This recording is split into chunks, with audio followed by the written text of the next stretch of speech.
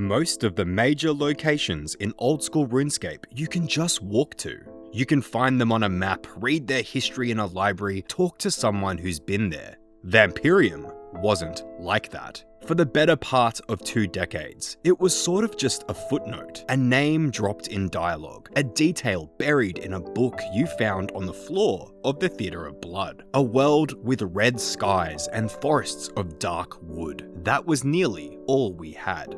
That's about to change. The Blood Moon Rises is coming later this month, and for the first time, players are actually going there. So before we do, it's worth going through what Old School RuneScape has already told us about this place, across quests, in-game books, boss encounters, piece by piece, because there's actually quite a bit there, if you know where to look. The most direct description of Vampyrium we have from an in-game source comes from Lord Draken himself, specifically his journal entry titled The Wild Hunt, found in the Theatre of Blood. He describes blood-red skies and forests of darkwood, and for a long time, that was genuinely all there was to go on. But Vampyrium is home to more than just vampires, and I think that that's kind of easy to forget when you're thinking about Mauritania and the Drakens. See, the Vampires shared Vampyrium with the Yarasa and the Nilokas, and as we find out now in the Blood Moon Rises overview just released, they share it with things considerably worse than either. You see, the vampires weren't the apex predators from birth. They got there over time, and the story of how they got there is most of what we know about the world itself. One thing worth clarifying nice and early, Vampyrium and Mauritania are not the same place. Yes, I know that may be obvious to most of you, but I thought I'd mention that just to be safe. The true-born vampires, the ones who actually originated on Vampyrium, are a small ruling class, and out of those, only 4 of the Drakens are confirmed to have made the crossing over to Gillinor, Lorenial, Ranus, Vanascula, and Draenor. Most of the other vampires in Mauritania came about through vampirification, through humans who were converted. This biological distinction shapes the entire political structure of the Sanguinesti region, and that really shows us what Vampirium actually is versus what Mauritania became. The Sanguinesti region, for those of you who don't know,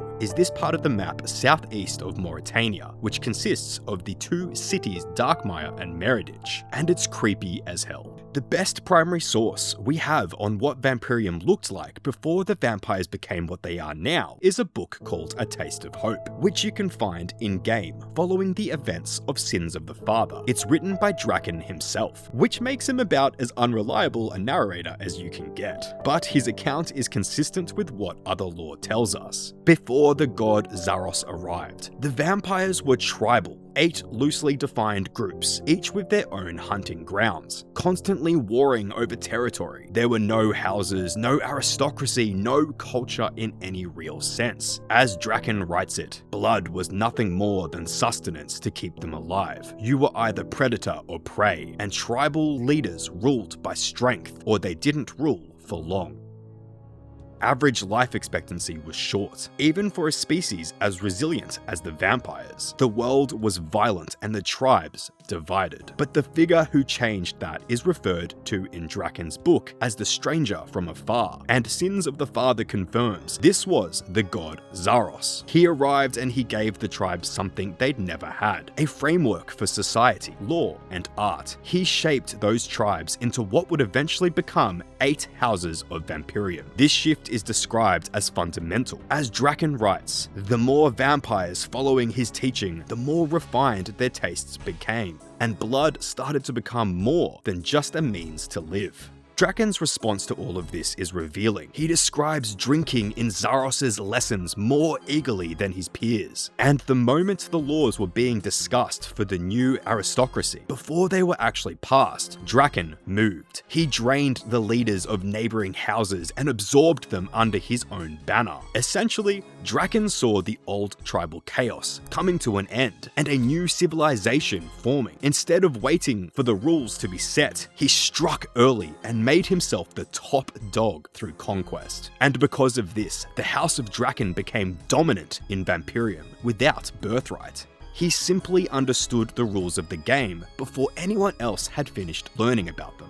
The 8 houses that emerged. Bear with me now, I'm probably going to butcher these. Draken, Alzef, Grazi, Jovkai, Marmel, Pyra, Shadem, and Vatur each had their own identity, their own hunting culture, their own blood preferences, their own flavor of cruelty. Not all of them survived. Alzef, whose members were loathed even by the standards of Vampyrium for eating other Vampyres, was wiped out after the new aristocracy took hold. Pyra's blood stores were personally destroyed by Draken. House Vatur, on the other hand, became one of the most culturally significant. Their founder was treated as a god, and their culture described as opulent. In fact, the House of Vatur was so beloved that their followers would sacrifice themselves willingly just out of admiration. You might know one of them. Verzik Vatur carried that culture to Gielinor and installed it in Versinhaza, and boy does her lore get absolutely insane. Perhaps for another video. And while I've got you here, please hit that subscribe button, it helps me heaps. Now, the Blood Moon. This is the part the new quest is directly named for, and it's something that Jagex hadn't really put into words until the overview blog dropped. According to the Blood Moon Rises overview, Vampirium's ruling tradition wasn't based on lineage, like most ancient ruling classes, but rather it was based on a ritual, a trial of combat beneath the blood-red sky, in which one warrior survived above all the others. Whoever bore the title of Blood Moon ruled Vampirium through fear alone. Scattered clans locked in rivalry, bound together under whoever had proven themselves strong enough to hold the title. This is newly unpacked lore. The overview is the first time that Jagex has laid it out this explicitly for Old School RuneScape.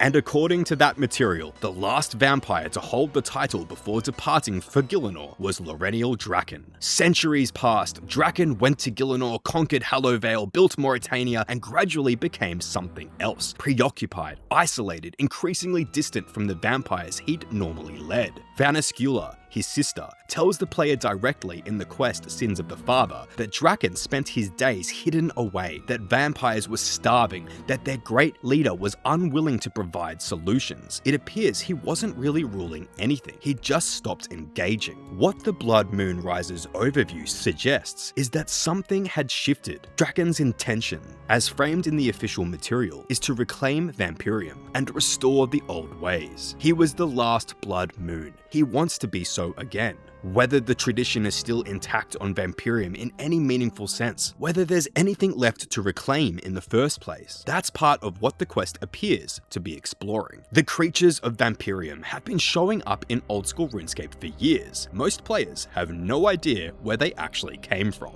The Nilochus, the spider-like creatures you fight in the Theatre of Blood, are actually a native to Vampirium. There's an in-game book called Arachnids of Vampirium. It details 3 original species from their homeworld. And please bear with me again, I'm definitely going to butcher these. The Isotros, the Toxobolos, and a third variant. The ones in the Theatre of Blood are several generations removed from those originals, the product of Verzik's selective breeding program over a millennia on Gielinor. The book notes that the number on Gielinor now far exceed that of the original Vampirium ancestors. They were transplanted and bred. The Theatre of Blood we know today is essentially a sort of nightmarish zoo filled with things Verzik brought from home or created through freakish Frankenstein-style experimentation. Then there are the Yarasa. Vaniscula's account in Sins of the Father describes them as the vampire's true equals. Strong, fast, unpredictable. She says they made for the ultimate hunt, and that the only reason the vampires eventually overwhelmed them was organizational. 8 unified tribes working together outmatched individual strength, however formidable. After that, she says they massacred the Yarasa with ease. Their king, Zarpus, survived. He was eventually tracked down by Draken on his return to Vampirium, framed in his journal as the greatest hunt he could imagine, and brought back as a gift for Verzik Vatur. Zarpus, the last of his kind, is now locked away in the Theatre of Blood, forced to fight anyone they encounter. The Blood Moon Rises introduces something new to Vampirium's ecosystem, the maggots. These are parasitic creatures native to the world, and their life cycle is, let's just say, unsettling. Their eggs attach to corpses, waiting for scavengers looking for a feed. Once consumed, larvae hatch inside the host, competing internally until one survives. That survivor matures. It anchors itself to the host's nervous system and eventually emerges, but doesn't fully leave. Using what the overview describes as tendrils, it puppeteers the dead body. This stage is called the progenitor, and it's how the creature hunts and reproduces before its own short lifespan comes to an end. Deep in Vampirium, there's one maggot that has grown far beyond what the species normally produces, the Maggot King. Jagex has just positioned it as the new solo boss fight, sitting somewhere around the difficulty level of Vasani's Nightmare. It appears to be a natural product of the world, not created or bred. Just what happens when one of these things has a millennia to develop undisturbed in the right conditions. There are gaps in what we know, and they're worth sitting with briefly. When Zaros took many of Vampirium's most powerful vampires with him to Gielinor during the Second Age, what did that do to the world's society on Vampirium? What exactly was left behind? This is still unknown. We do know that Draken returned at some point and found Vampirium still standing. The Wild Hunt describes him hunting Zarpus there. But the state of the houses that never left, the culture that developed without their most prominent figures, that's largely unaccounted for. The Blood Moon title itself has been dormant, as far as we know, since Draken departed. Whether anyone attempted to claim it in the intervening time, what the tradition even looks like now on the world that's been without its most powerful figure for an extraordinary long time, that's something that I can see this quest possibly talking about. We have also been told about something called the Venators, described as a new deadly slayer creature found in Vampirium. We don't have established lore on them yet. They are part of what this new region is introducing. Same goes with the skilling activities tied to the world's unique ecology. Bloodwood trees, leechfin fishing, a creature called the Stymphike, if I'm saying that right. The region is clearly designed to be a living world instead of just scenery for a quest, and I am stoked it's not just going to be a one and done type location. Vampirium has been accumulating meaning in the background of Old School RuneScape for years, all of it pointing to somewhere players couldn't go. When the Blood Moon Rises lands later this month, we won't be going somewhere new. We'll be going somewhere that's been there the whole time, under a scarlet moon, in a world that shaped the most powerful vampire in Mauritania's history, and then kept existing without him. Draken built his identity around being the last Blood Moon. The question is whether returning to Vampirium makes him that again, or just shows him clearly what he's left behind. Thanks so much for watching. If you enjoyed, please subscribe and leave a like. I'll be back soon with another video. Goodbye.